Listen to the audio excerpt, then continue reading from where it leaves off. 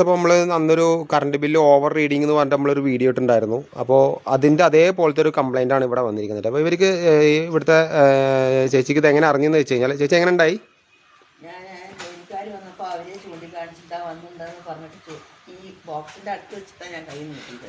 അപ്പോൾ ബോക്സിന്റെ അറ്റ എൻ്റെ കയ്യിൽ കൊണ്ടു.